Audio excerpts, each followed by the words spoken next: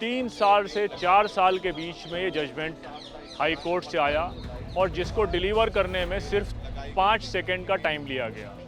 जो सेकंड जज थी उन्होंने उसको प्रोनाउंस किया और सिर्फ एक सेंटेंस में प्रोनाउंस किया गया और उसके बाद वापस चली गई। सादाब को नहीं, जितने भी हमारे सारे लोग हैं इनको 5.5 साल से ज़्यादा हो गए। इन्होंने जो है कैदी बना करके रख रखा है। क्योंकि 5 साल की मुद्दत बहुत बहुत अरसा होता है। 5 साल नौजवानी के 5 साल खत्म हो गए। ये तो संविधान को ख़त्म करना चाह रहे हैं और ये मनमानी कर रहे हैं। Creation of WhatsApp group is a conspiracy. Building a protest site is against a discriminatory law is a conspiracy. इतनी सख्त ट्रेजेडी है। हम तो फिलिस्तीन के बारे में सोचते हैं, मगर हम जब अपने हाल को देखें तो एक तरह से it's a very dire consequences. मगर ज़िंदगी जी रहे हैं, बस जीना तो है, मगर बच्चों के बगैर तो अधूरी ज़िंदगी है। बस हमने बच्चों के लिए जो सपने देखे थे, हमारे वो सपने सब अधूरे हैं। सारे साथी छूटेंगे।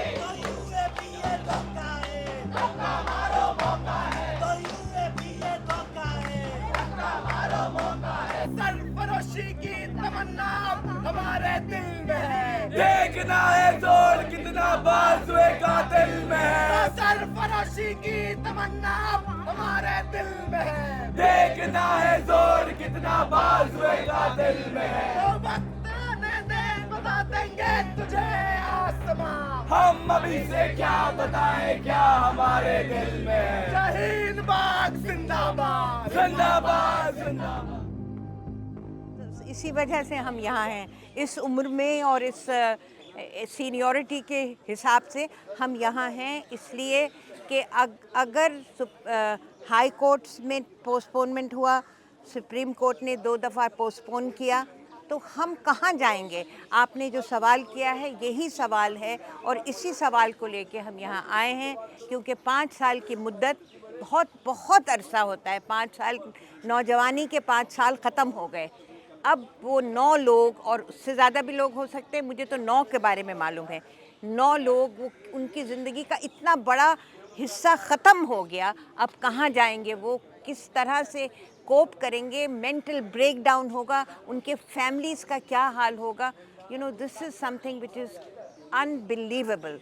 इतनी सख्त ट्रेजेडी है। हम तो फिलिस्तीन के बारे में सोचते हैं, मगर हम जब अपने हाल को देखें तो एक तरह से it's a very dire consequences. देखिए, हमारे बच्चों को, सादाब को नहीं, जितने भी हमारे सारे लोग हैं इनको 5.5 साल से ज़्यादा हो गए। इन्होंने जो है कैदी बना करके रख रखा है। हमारे बच्चों ने कोई ऐसा काम नहीं किया है जो संविधान के दायरे में ना बोला। हमारे बच्चों ने संविधान के दायरे में रहकर लोकतंत्र को बचाने के लिए, हमारे बच्चों ने जो प्रोटेस्ट किया है ये संविधान के दायरे में रह करके किया है, जिसकी हमको संविधान इजाज़त देता है। प्रोटेस्ट करना कोई जुल्म थोड़ी है। इसलिए मैं सरकार से कहना चाहता हूँ, और जो न्यायपालिका पे हमें भरोसा है, न्यायपालिका वालों से भी कहना चाहता हूँ कि हमारे बच्चों को जल्द से जल्द रिहा किया जाए, क्योंकि बच्चे के ना होने का हमें ही पता है। बच्चा हमारा शादी करनी थी, मगर शादी से अभी रह रहा है बच्चा हमारा। देखिए, ये तो इस काम को 5.5 साल से लगातार कर रहे हैं। पहले लोअर कोर्ट में इन्होंने ऐसे ही किया, सुनवाई टाल हो गया और फिर इन्होंने रद्द कर दी। ऐसे ही इन्होंने हाई कोर्ट में किया, टाल हो गया, सुनवाई करी, कभी जज बदल दिया, कभी कुछ किया, और उसके बाद जब सुनवाई करी तो इन्होंने कम से कम 2-2.5 महीने बाद इन्होंने फैसला सुनाया, और वो भी किसी की वजह बगैर किए इन्होंने रिजेक्ट कर दी बेल। तो पता नहीं है क्या जा रहा है, समझ में नहीं आ रहा। अब हमारे 4 बच्चे जो हैं सुप्रीम कोर्ट पहुँचे हैं, उसमें पहली तारीख दी, उसमें ये बता दिया कि भाई 2:30 बजे हमारे पास एक फ़ाइल पहुँची, इसी कह के इन्होंने अगली तारीख दे दी। अब 19 तारीख दी थी, तो अब 19 तारीख को बढ़ा करके इन्होंने फिर मंडे की तारीख दे दी, 22 तारीख। तो समझ में नहीं आ रहा है क्या चाह रहे हैं। ये तो संविधान को ख़त्म करना चाह रहे हैं और ये मनमानी कर रहे हैं। ये जालिम जैसे सरकार चलाते उस तरीके से ये काम कर रहे हैं, बल्कि न्याय नहीं देना चाह रहे हैं बच्चों को हमारे। देखिए सब हाल तो सब बेहतर है, मगर ये है कि बच्चे का दुख तो बच्चे का ही होता है, बहन को भाई का दुख तो भाई का ही होता है, और वालदा को बेटे का दुख तो बेटे का ही होता है। मगर ज़िंदगी जी रहे हैं, बस जीना तो है, मगर बच्चों के बगैर तो अधूरी ज़िंदगी है भाई। हमने बच्चों के लिए जो सपने देखे थे, हमारे वो सपने सब अधूरे हैं। ये कहा गया कि इन लोगों ने प्रोटेस्ट ऑर्गेनाइज किया था, इसलिए बेल नहीं दी जाएगी।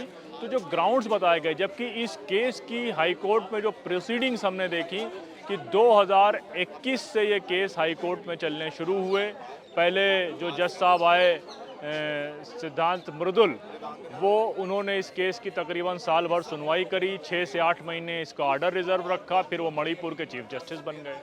फिर जस्टिस केत आए, उन्होंने साल 1.5 साल सुनवाई करी, फिर उन्होंने 6 से 8 महीने ऑर्डर रिजर्व रखा, और फिर वो चीफ जस्टिस बन गए मध्य प्रदेश के। 3 साल से 4 साल के बीच में ये जजमेंट हाई कोर्ट से आया, और जिसको डिलीवर करने में सिर्फ 5 सेकंड का टाइम लिया गया। जो सेकंड जज थी उन्होंने उसको प्रोनाउंस किया, और सिर्फ एक सेंटेंस में प्रोनाउंस किया गया, और उसके बाद वापस चली गई। जो ऑर्डर आया है राइटिंग में, वो ऑर्डर अपने आप में बात ये करता है कि साहब ये लोग कॉन्स्पिरेसी में शामिल थे। तो कॉन्स्पिरेसी क्या थी? Creation of WhatsApp group is a conspiracy, creation building a protest site is a against a discriminatory law is a conspiracy, लेकिन उसको कोई क्लैरिफाई नहीं किया गया। तो इस पूरे हाई कोर्ट के ऑर्डर से जिस तरीके से भारतीय लीगल सिस्टम का, इंडियन जुडिशरी और इंडियन लीगल सिस्टम को पे फ़र्क पड़ा है, जो उसकी इमेज डिस्ट्रॉय हुई है, हम ये एक्सपेक्ट कर रहे हैं कि सुप्रीम कोर्ट इसको रिपीट नहीं करेगा और हमारे दोस्तों को जल्द से जल्द बेल देगा। डर रहे हैं, डर है। इंसाफ वही कर सकता है जिसके मन में डर नहीं हो। वो इंसाफ कभी नहीं कर सकता जिसके मन में डर हो। सारे मैंने बेटी की शादी करी है, बेटी के पीछे खुशी में गम मना है। पोती हुई है, उसकी खुशी मनी गम के बीच में। पोता हुआ है, उसकी खुशी मनाई गम के बीच में। मैं बच्चों को भी तो खुश करना है। गम हम ही तो महसूस कर सकते हैं, बच्चे तो बच्चे हैं बस, और क्या। अब जो करेंगे वो भरेंगे।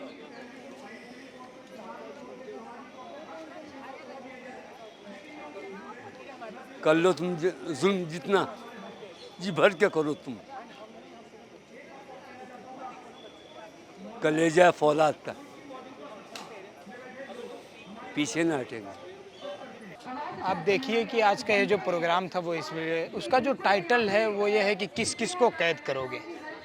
तो हम ये देख रहे हैं कि 2019 से लेकर आज हम 2025 में खड़े हुए हैं। मुसलसल 6 सालों से जो एक लड़ाई चल रही है, इस लड़ाई का आगाज़ वहाँ से होता है कि जब हुकूमत CAB और NRC जैसी चीज़ लेके आती है, तो उसके विरोध में लोग सड़कों पर उतरते हैं, और वहाँ से एक पूरी जो एक एहतजाज और प्रोटेस्ट पूरे हिंदुस्तान के गोशे गोशों में, जामिया, अलीगढ़ और शाहीन बाग से शुरू होकर हर जगह पे पहुँचता है।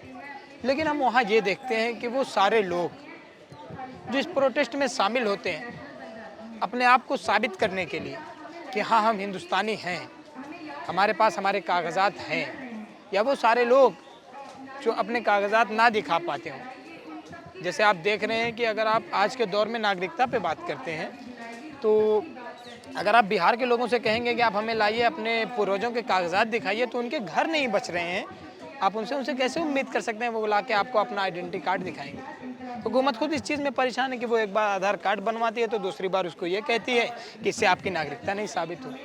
वहाँ से एक चीज़ शुरू होती है, उसके खिलाफ जितने भी लोग आंदोलन में आते हैं उन पर FIR किया जाता है, UAPA लगाया जाता है, जिसमें हमारे 12 साथी, मैं किन किन का नाम लूँ उसमें, शर्जील इमाम, उमर खालिद, सलीम खान, सलीम मुन्ना, गुल फिशान, नरगिस सैफी, अतहर खान, शफाउर रहमान, ताहिर हुसैन, और इसके अलावा बहुत सारे साथी हैं जिनको पिछले 5 सालों से, कि बहुत सारे लोगों का 5 साल 3 महीने 4 महीने होने को है, लेकिन बिना सुनवाई के, बिना बेल के उनको इस तरीके से रखा गया। लेकिन उसके बरक्स दूसरी तरफ जब हम देखते हैं, राइट विंग के जितने भी लोग हैं, अभी आपने 2-3 दिन पहले देखा कि एक राइट विंग के एक्टिविस्ट को सिर्फ हेल्थ इशू बताकर उसे अंतरिम जमानत दे दी गई। और लेकिन अभी साध्वी प्रज्ञा और इन सारे लोगों को मुंबई मामले में किस तरीके से उनको रिहा कर दिया गया, आपको पता है।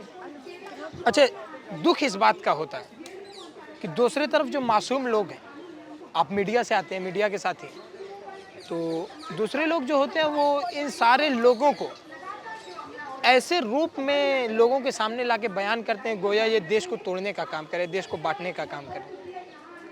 आपको पता होगा कि शर्जील इमाम की वो क्लिप जिसे चलाया गया मुस्तकिल 2019 के बाद, जो अलीगढ़ में उनका भाषण हुआ कि वो देश को तोड़ने का काम कर रहे हैं, वो जो चिकन नेक है वहाँ से उसको अलग कर देना चाहते हैं। लेकिन आपने देखा कि कोर्ट उस मामले में किस तरह से उन्हें बरी करता है कि इसमें कोई भी देश तोड़ने की बात नहीं की गई। लेकिन उन्हें किस जुर्म में आज तक कैद किया गया है कि वो दिल्ली में जो दंगा होता है उसके मास्टरमाइंड के तौर पर उसमें अपनी भूमिका निभाते हैं।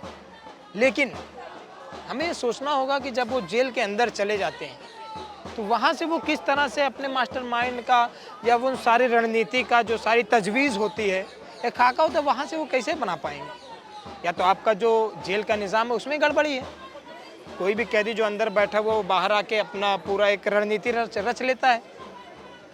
उसके साथ साथ हमारी आप लोगों से यही गुजारिश है कि इस चीज़ को बेहतर तरीके से, मैं देखता हूँ बहुत सारे जितने भी आर्टिकल्स आते हैं, Sharjeel Imam, Umar Khalid and Gulfisha Fatima and other, तो आप लोग ये कोशिश करें उसमें कि जितने भी लोग हैं, 1 से 2 लाइन आपकी बढ़ जाएगी, हेडिंग थोड़ा सा पतली हो जाएगी, लेकिन सारे लोगों के नाम आप लिखिए क्योंकि लोगों को याद रहें और सारे लोग उनके संघर्ष में जुड़े रहें।